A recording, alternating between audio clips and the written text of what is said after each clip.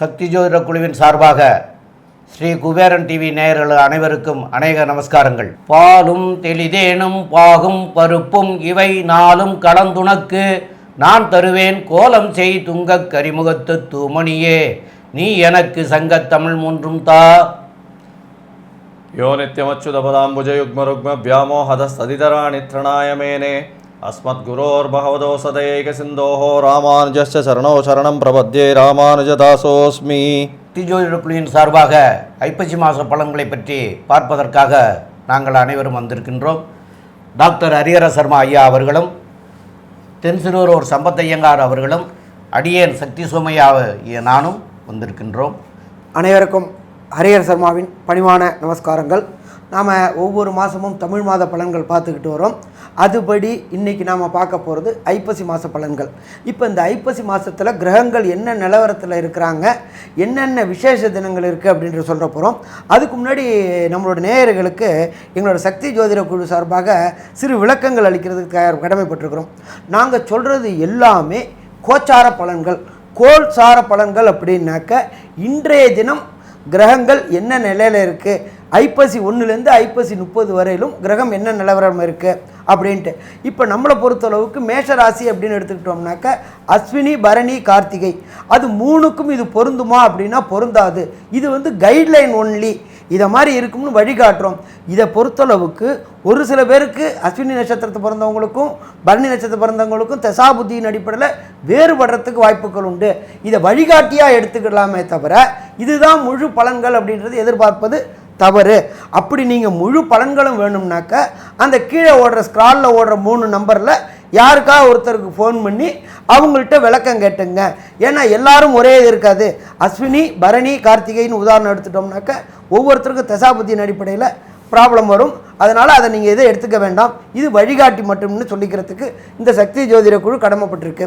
அதுக்கு அடுத்தது இப்போ நம்ம பார்க்க போகிறோம் அப்படின்றத பொறுத்தளவுக்கு கிரக நிலவரங்களை பார்க்க போகிறோம். ஐப்பசி மாதம் மேஷத்தில் ராகு பகவானும், அதே போல் மிதுனத்தில் செவ்வாய் பகவானும், அதே போல் கன்னியில் புத பகவானும், கன்னியில் சுக்கிர பகவானும் மற்றும் ஐப்பசி மாதத்திற்கே உரிய துலாத்தில் சூரிய பகவானும் கேது பகவானும் இணைந்தும், அதை தவிர மகரத்தில் சனி பகவானும், இதை தவிர மீனத்தில் குரு பகவானும் கொண்ட கிரக நிலையின் அடிப்படையில் கிரக நிலையின் அடிப்படையில் சூரியனானவர் கன்னியிலிருந்து துலாத்திற்கு வருகிறார். இது வருகின்ற நாள் என்பது ஆங்கிலத்தில் 18/10/2022 செவ்வாய்க்கிழமை அஷ்டமி திதி பூச நட்சத்திரம் கூடிய சுபயோக சுபதினத்தில் இந்த கிரக நிலை மாறுகிறது. இதை தவிர இந்த மாதத்தில் ஐப்பசி மாதத்தில் என்னென்ன விசேஷ தினங்கள் இருக்குது அப்படின்றத பார்ப்போம். அப்படின்னு பார்த்தோம்னாக்க ஐப்பசியில் ஃபஸ்ட்டு வர விசேஷ தினம் அப்படின்றது தீபாவளி திருநாள். எல்லாருக்கும் மகிழ்ச்சியான தீபாவளி திருநாள். இது வர்றது ஐப்பசி 7ஆம் தேதி வருது. அதுக்கு அடுத்தது அக்டோபர் மாதம் 25ஆம் தேதி, அதுக்கு தமிழ் தேதி அப்படின்றத பொறுத்தளவுக்கு ஐப்பசி மாதம் 8ஆம் தேதி. இதுக்கு என்ன அப்படின்னாக்க பெண்கள் தங்களுடைய கணவர்களுக்கு தீர்காயுள் வேண்டதுக்காக பண்ணக்கூடிய கேதார கௌதி விரதம் வருது. இதை தவிர சூரனை வதம் பண்ணின முருகப்பெருமான் சூரனை வதம் பண்ணின கந்த சஷ்டி ஆரம்பமாகிறது. இதை தவிர அக்டோபர் மாதம் 30ஆம் தேதி 2022 ஞாயிற்றுக்கிழமை கந்த சஷ்டியில் சூரசம்ஹாரம், அது சூரனை வதம் பண்ணக்கூடிய நாள், அது கந்த சஷ்டி ஆரம்ப நாள். ஐப்பசி 13ஆம் தேதி வருது. இதில் இன்னொரு விசேஷம் என்ன அப்படின்னு பார்த்தீங்கன்னாக்க இந்த காலகட்டங்களில் கிரகணம் வருது. கிரகணம் அப்படின்னாக்க கேதுவோட சூரியன் இணையிறது. துலாத்தில் கேதுவும் சூரியனும் இணையிற நாள் கிரகணம். அவர் என்ன நட்சத்திரத்தில் இணையிறாரு அப்படின்னு பார்த்தோம்னாக்க சுவாதி நட்சத்திரத்தில் இணையிறாரு.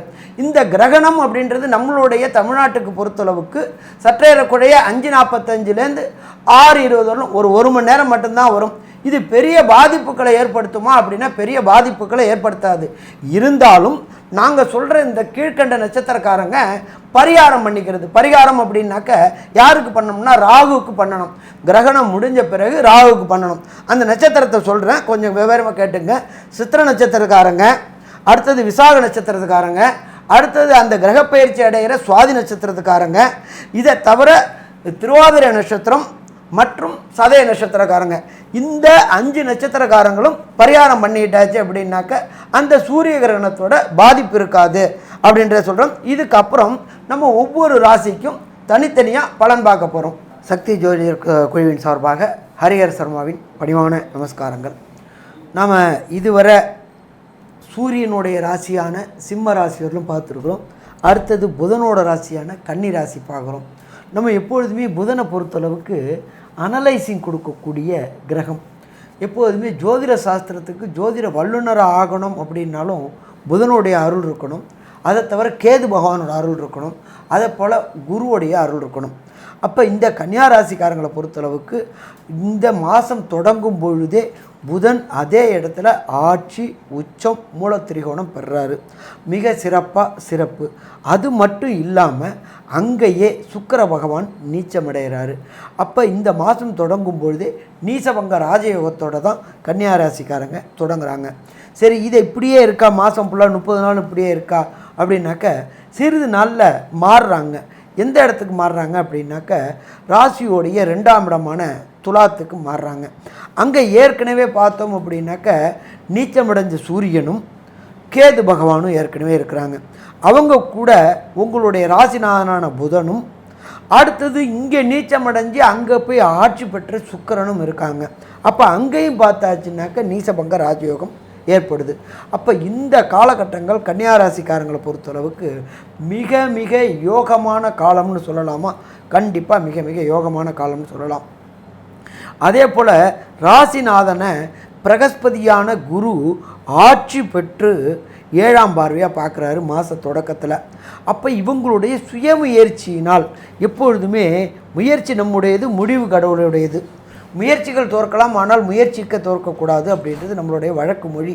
அப்போ இந்த கன்னியா ராசிக்காரங்க இந்த காலகட்டங்களில் எடுக்கிற முயற்சிகள் அத்தனையும் ஜெயமாகக்கூடிய காலகட்டங்கள். ராசிநாதனை குரு பார்க்கும் பொழுது வெற்றி வெற்றி வெற்றி அப்படின்றது தான் இந்த காலகட்டங்கள். இதுக்கு அடுத்தது 2ஆம் இடமான வாக்கு தனம் குடும்பஸ்தானத்தில் சூரியன், சுக்கிரன், புதன், கேது பகவான் இருக்கார். இப்போ இதை பொறுத்தளவுக்கு குடும்பஸ்தானத்தில் குடும்பாதிபதி இருக்கிறது அப்படிங்கிறது சிறப்பா அப்படின்னா பெரும்பாலானவங்க சொல்லுவாங்க சிறப்பு கிடையாது அப்படிம்பாங்க. ஆனாலும் இவர் ஆட்சி பெற்ற சுக்கிரனாக இருக்கிறாரு. அதனால் இதுவரை திருமணத்தில் தடையும் தாமதம் ஏற்பட்டிருக்கிறவங்களுக்கு திருமணம் கைகூடுறதுக்கான வாய்ப்புகள் மிக மிக அதிகம். இதை தவிர ராசிக்கு 3ஆம் இடத்தை பிரகஸ்பதியான குரு 9ஆம் பார்வையாக பார்க்குறாரு.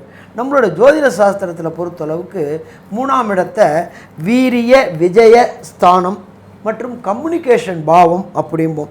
புத்திரக்காரகனான குரு வீரியஸ்தானத்தை பார்க்கும் பொழுது இதுவரை புத்திர பாக்கியம், சந்தான பாக்கியம் ஏற்படாதவங்களுக்கு அதற்கு உண்டான யோக காலம் உண்டாகுமா? யோக காலம் உண்டாகும்.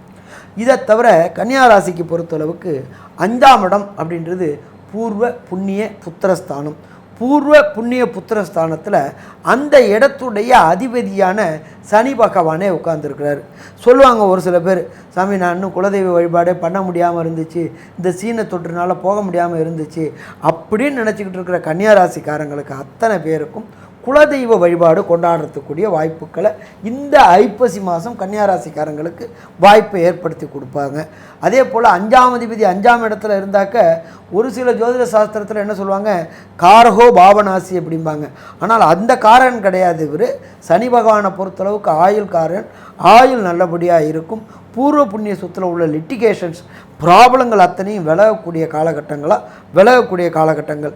இப்போ எப்பொழுதுமே சூரியனை கண்டாச்சுன்னா பனி எப்படி விலகுமோ அதே போல் இந்த பூர்வ புண்ணிய புத்திர ஸ்தானத்தில் உள்ள பூர்வ புண்ணிய புத்திர சொத்துக்களில் உள்ள பிரச்சனைகள் விலகக்கூடிய காலகட்டங்களா அப்படின்னாக்க கண்டிப்பாக இது விலகக்கூடிய காலகட்டங்கள்னே சொல்லலாம். இதை தவிர இந்த கன்னியா ராசிக்கு 5ஆம் இடத்துல இருக்கிற சனி தன்னுடைய பார்வை பலமான 3ஆம் பார்வையும் 7ஆம் பார்வையும் 10ஆம் பார்வையும் என்னென்ன நல்ல காரியங்களை செய்து தருவார் அப்படின்றத நம்மளுடைய தென் சிறுவலூர் சம்பத்தையங்காரவங்க சொல்லுவாங்க. ஐயா, அற்புதமாக சொன்னீங்க. அதாவது எப்போவுமே தீய கிரகங்கள்னு சொல்லக்கூடிய சனி பகவான், ராகு, கேது இவர்கள் இருக்கக்கூடிய இடத்தையும் கெடுப்பார்கள், அது பார்வையும் கெடுப்பார்கள். இது ஒரு மிகப்பெரிய பிரச்சனையாகவே இருக்கும். இப்போது கன்னியா ராசியை பொறுத்தவரையிலும் பார்த்தீர்களேயானால் 5ஆம் இடத்தில் இருக்கக்கூடிய சனி பகவான் அவர் வந்து பூர்வ புண்ணிய ஸ்தானத்தை அவர் இருக்கிறதுனால அந்த இடம் கெடுறதுனாலையும் இவர்களுக்கு பித்ருக்களின் ஆசீர்வாதங்கள் சிறிது கம்மியாகவே இருக்கக்கூடிய வாய்ப்புகள் உண்டு. அதனால் எந்த ஒரு விஷயத்தை எடுத்தாலும் இவர்களுக்கு தடை நிச்சயமாக வரக்கூடிய வாய்ப்புகள் மிகவும் அதிகமாகவே இருக்கும். இதனால் இவர்கள் என்ன செய்யணும் அப்படின்னா, அதாவது பித்ருக்களை வழிபடுறது, அதை தவிர வந்து இந்த சனி பகவானுக்கு உண்டான சின்ன சின்ன பிரீத்திகள், அப்புறம் ஐயா சொல்லுவார், அந்த பிரீத்திகளை பண்ணிட்டு வர்றதுனால இந்த 5ஆம் பாவத்தை காப்பாற்றி கொண்டு பூர்வ புண்ணியங்கள் நிச்சயமாக இவர்களுக்கு நல்லபடியாக இருக்கக்கூடிய அளவுக்கு வரக்கூடிய வாய்ப்புகள் உண்டு. இந்த சனி பகவானை பொறுத்தவரையிலும் அவர்களுக்கு 3 பார்வைகள் இருக்குது அப்படின்றது ஜோதிட சாஸ்திரம் சொல்லுது. இதில் 3, 7, 10 அப்படின்ற 3 இடத்தை வந்து இந்த சனி பகவான் பார்க்கிறாரு. இதில் 3ஆம் பார்வை அப்படின்னு சொல்லக்கூடிய சனி பகவான் பார்க்கக்கூடியது கன்னிக்கு 7ஆம் இடமான குரு இருக்கக்கூடிய மீன ராசியை பார்க்கிறார். தன்னுடைய 3ஆம் பார்வையினால் குருவையும், 7ஆம் பார்வையாக கன்னிக்கு 11ஆம் இடமான கடகத்தையும், 10ஆம் பார்வையாக 2ஆம் இடத்தை, அதாவது குடும்பஸ்தானத்தையும் தனஸ்தானத்தையும் சனி பகவான் பார்க்கிறார். நார்மலாகவே வந்து சனி பார்த்த இடம் பாழ் அப்படின்னு சொல்லுவாங்க. இருந்தாலும் இந்த கன்னியா ராசிக்கு வந்து, அதாவது புதன் ராசிகளுக்கு வந்து சனி பகவான் நட்பு வீடு அப்படின்னு சொல்லக்கூடியதுனால பிரச்சனைகள் இருந்தாலும் அது ரொம்ப மிகவும், அதாவது சமாளிக்கக்கூடிய பிரச்சனையாகவே இருக்கக்கூடும் அப்படின்றதும். இந்த சனி பகவானின் பார்வையை பார்த்தீர்களேயானால் 11ஆம் இடத்துல இருக்கிறதுனால இவர்களுக்கு லாபம், அதாவது எந்த தொழில் மூலியமாக வரக்கூடிய லாபமாக இருந்தாலும் சிறிது கம்மியாகவே வரும். மிக சொற்பமான அளவாக இருக்கக்கூடிய வாய்ப்புகள் தான் இருக்கும். 2ஆம் இடத்தை பார்க்கறதுனால, அதாவது சனி பகவானுடைய 10ஆம் பார்வை வந்து கன்னியா ராசிக்கு வந்து 2ஆம் இடத்துல விழுறதுனால அங்கே வந்து சுக்கிரனும் சூரியனும், சூரியன் நீச்சபங்க ராஜயோகத்தில் இருக்கிறதுனாலையும், நீச்சப்பட்டு சுக்கிரனுடைய ஆட்சி வீடாக ஆட்சியில் இருக்கிறதுனாலையும் இந்த ஐப்பசி மாதத்தில் பார்த்தீர்களேயானால் 12ஆம் அதிபதி 2ஆம் இடத்துல இருக்கிறது ஒரு பெரிய யோகத்தை கொடுக்கும். ஏன்னா தனஸ்தானாதிபதி வெளிநாட்டின் மூலியமாக இவர்களுக்கு தனம் வரணும் அப்படின்ற காலகட்டாயம் நிச்சயமாக இருக்கும். இந்த ஐப்பசி மாதத்தில் வரும். இதை சனி பார்க்கறதுனாலையும், சுக்கிரனுக்கு சனி வந்து இருவரும் நட்பு கிரகங்கள் அப்படின்னு சொல்கிறதுனாலையும் இந்த காலகட்டங்களில் இவர்களுக்கு வெளிநாட்டு தொடர்பு மூலியமாக பண வரவு வரக்கூடிய வாய்ப்புகள் நிச்சயமாக இருக்கக்கூடும் அப்படின்றதும், 8ஆம் இடத்தில் ராகு இருக்கிறதுனால் வெளிநாட்டு தொடர்புகள் நிச்சயமாக இருக்கக்கூடும். வெளிநாடு, வெளி மாநிலம், மதத்தினர் மூலியமாக இவர்களுக்கு நிச்சயமாக ஒரு பெரிய மாற்றங்கள், திடீர் பண யோகங்கள் இந்த காலகட்டத்தில் இவர்களுக்கு வரக்கூடும் அப்படின்னும். இதை தவிர பார்த்தீர்களேயானால் சமசப்தம பார்வையினால் குரு இருக்கிறதுனால எந்த ஒரு விஷயத்தையும் பொறுத்து நிதானமாக தீர்க்கமாக ஆலோசித்து தான் இவர்கள் பண்ணக்கூடிய வாய்ப்புகள் உண்டு. 2ஆம் இடமும் பார்த்தீர்களேயானால் மிகப்பெரிய சுபரான மற்றொரு சுபரான சுக்கிரனும் ஆட்சி பெற்று போய் இருக்கிறதுனாலையும் இந்த காலகட்டத்தில் இவர்களுக்கு நிச்சயமாக பணவரவு நிச்சயமாக நல்லபடியாகவே இருக்கும். குடும்பத்தில் நிச்சயமாக நல்ல விஷயங்கள் நல்லபடியாகவே இருக்கும். ஏன்னா கேது இருந்தாலும், 2ஆம் இடத்தில் கேது இருந்தாலும் அவர்களுக்கு சுக்கிரன் வந்து ஆட்சி பெற்று போய் இருக்கிறதுனாலையும் கண்டிப்பாக இந்த காலகட்டங்களில் அவர்களுக்கு குடும்பத்தில் ஒரு குதூகலமான நிலைமைகளே இருக்கக்கூடிய வாய்ப்புகள் உண்டு. இவர்களுக்கு மொத்தத்தில் சொல்லப்போனால் 8ஆம் இடத்தில் இருக்கக்கூடிய ராகுவும் 5ஆம் இடத்தில் இருக்கக்கூடிய சனியும் மிகப்பெரிய யோகத்தை செய்வார். சப்தமத்தில் இருக்கக்கூடிய குருவும் பார்த்தீர்களேயானால் இவர்களுக்கு நிச்சயமாக இந்த யோகத்தை கொடுப்பார்.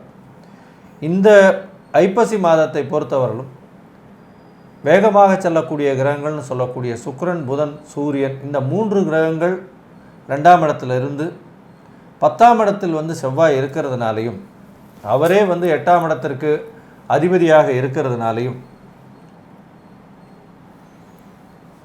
இந்த 8ஆம் அதிபதி 10ஆம் இடத்தில் இருக்கிறதுனால திடீரென்று இவர்களுக்கு தொழில் மூலியமாக திடீர் பணவரவு வருவதற்கு வாய்ப்புகள் மிகவும் அதிகமாக இருக்கும்.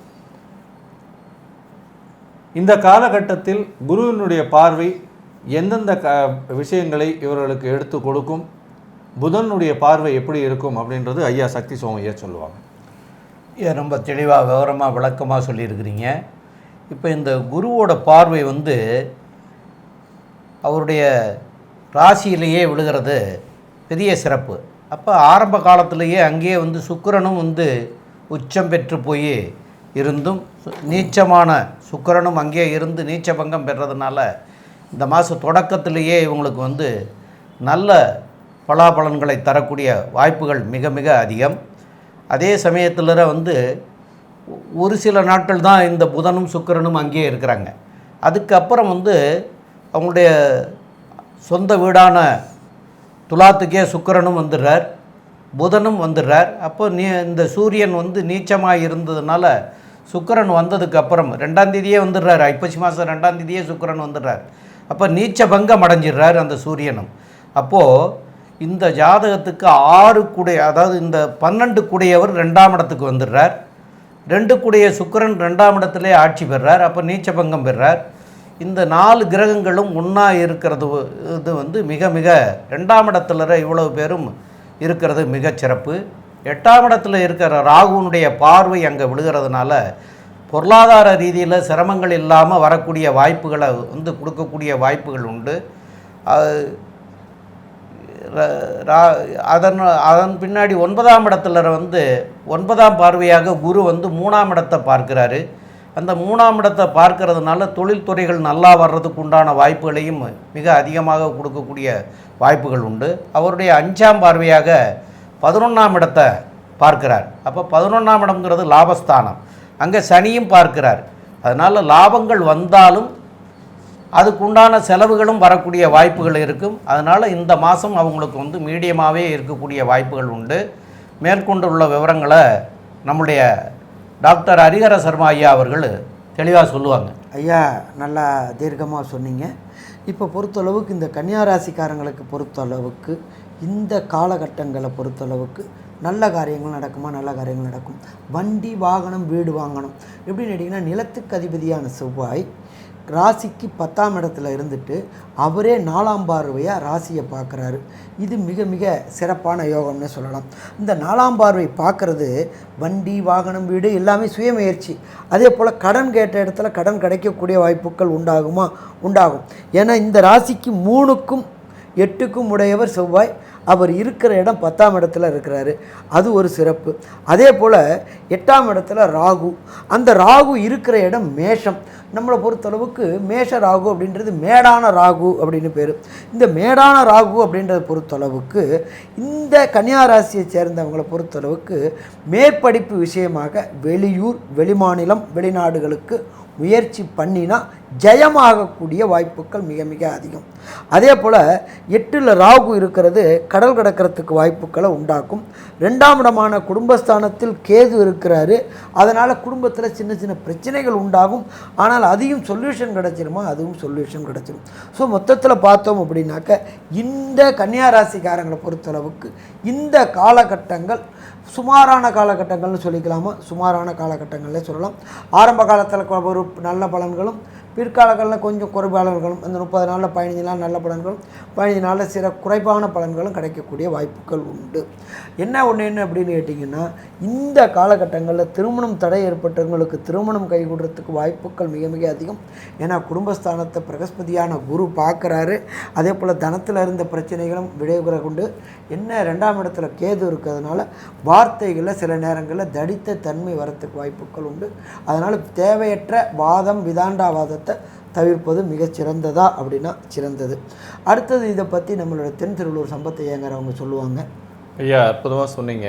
அதாவது சப்தமத்தில் வந்து குரு இருக்கிறதுனால இந்த காலகட்டத்தில் பார்த்தீர்களேயானால் அவர்களுக்கு திருமண வாய்ப்புகள் மிகவும் பாசிபிலிட்டி வந்து ரொம்ப அதிகமாக இருக்கும். அதாவது திருமணம் ஆகாமல் இருக்கக்கூடிய ஆண்களுக்கும் பெண்களுக்கும் குருவினுடைய பார்வை ராசியிலேயே விழுறதுனால நிச்சயமாக கல்யாணம் ஆகக்கூடிய வாய்ப்புகள் உண்டு. இதை தவிர 11ஆம் இடத்தை வந்து குரு பார்க்கறதுனால கல்யாணமாய் விவாகரத்தானவர்களுக்கு 2ஆம் கல்யாணம் ஆகிறதுக்கும் வாய்ப்புகள் மிகவும் அதிகமாக உண்டு. ஏன்னா 2ஆம் இடத்துல சுக்கிரன் வந்து ஆட்சி பெற்று போகிறாரு. 11ஆம் இடத்தை வந்து குருவும் வந்து பார்க்குறாரு. அதனால் வந்து கண்டிப்பாக இந்த காலகட்டங்களில் திருமண பாக்கியங்கள் நிச்சயமாக நடக்கக்கூடிய வாய்ப்புகள் மிகவும் அதிகமாக இருக்கும். இதை தவிர பார்த்தீர்களேயானால் இவர்களுக்கு இந்த காலகட்டம் ஐப்பசி மாதத்தில் எந்தெந்த நாட்களை தவிர்க்கணும் அப்படின்றத பற்றி ஐயா ஹரிஹர சர்மா சொல்லுவாங்க. ஐயா நல்லா சொன்னீங்க. இந்த கன்னியாராசிக்காரங்களை பொறுத்தளவுக்கு 2 நாட்களில் சுபகாரியங்கள் தொடங்குறதையோ தவிர்க்கிறது நல்லது. 1 நவம்பர் 7, 2 நவம்பர் 8 இந்த 2 காலகட்டங்களும் சந்திராஷ்டம நாள் அப்படின்னு பேர். சந்திராஷ்டமம் அப்படின்றது ஜனன சந்திரனுக்கு கோச்சார சந்திரன் 8ஆம் இடத்துல வருது. நம்ம சந்திரனை பொறுத்தளவுக்கு மனோகாரகன் அப்போம்போம். மனோகாரகன் அப்படின்றத பொறுத்தளவுக்கு அவர் தடுமாற்றமான நிலையில் இருக்கும்பொழுது, பதட்டமான நிலையில் இருக்கும்போது, பயமான நிலையில் இருக்கும் பொழுது நாம் எந்த நல்ல முடிவு எடுக்கிறதையும் தள்ளி போடுறது சிறந்தது. அப்போ 7, 8 இந்த 2 நாளும் நல்ல முடிவுகள் எடுப்பதை தவிர்ப்பது மிக மிக சிறந்தது. இது இப்போ பொறுத்தளவுக்கு நாம் சொல்ல வர்றது வந்து கோல்சார் அப்படி சொல்கிறோம். கோல்சாரம் இன்னைக்கு கன்னியாராசிக்கு எப்படி இருக்குது, இந்த 30 நாள் எப்படி நிகழ்வுகள் நிகழப்போகுது அப்படின்னு சொல்கிறோம்.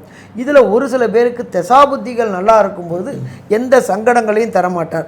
எப்போ தசாபுத்திகள் நல்லா இல்லையோ அப்போ சங்கடங்களை தருவார். அப்போ அந்த சங்கடங்களை விளக்கணும். Prevention is better than cure அப்படின்ற சங்கடங்கள் விளக்கிறதுக்கு யாருக்கிட்ட சரணாகதி ஆகணும், எந்த கிரகத்துக்கிட்ட சரணாகதி ஆகணும், எந்த கிரகத்துடைய அதிபதி கோயிலை கண்டு தொழணும் அப்படின்றத நம்மளோட ஐயா சக்தி சோமையா அவங்க சொல்லுவாங்க.